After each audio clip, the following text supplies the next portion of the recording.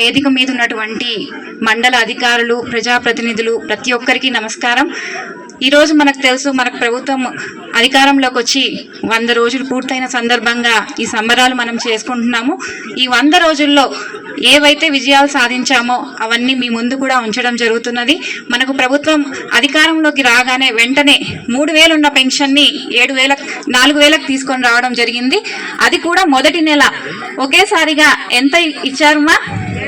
7,000 రూపాయలు ఒకేసారి మనందరికీ పెన్షన్ అందివ్వడం జరిగింది. అదేవిధంగా మనకు డిఎస్సి ద్వారా నోటిఫికేషన్ ఇచ్చి ఉద్యోగాలు కూడా కల్పించడం జరిగింది. అదేవిధంగా మన మండలానికి వస్తే 100 రోజుల్లో మేడం గారు మనకి 3,40,00,000 రూపాయల రోడ్లు కూడా మంజూరు చేయడం జరిగింది. మండలం మొత్తం 3,40,00,000 రోడ్లు మంజూరు చేశారు. అందులో కూడా మనం బుక్కరాయ సముద్రం పంచాయతీకే 1,40,00,000 రూపాయల రోడ్లు కూడా ఈరోజు భూమి పూజ చేయడం జరిగింది. అవన్నీ తొందరలో స్టార్ట్ చేయడం కూడా జరుగుతుంది.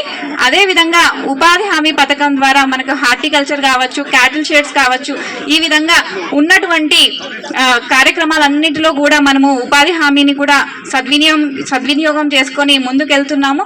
ఇదే విధంగా మనకు విజయవాడలో వరదలు రావడం వల్ల అక్కడ మన గౌరవ ముఖ్యమంత్రి గారు కూడా ఏ విధంగా అక్కడే ఉండి ప్రజల్ని చూసుకున్నారో కూడా మీరు అందరూ చూస్తున్నారు.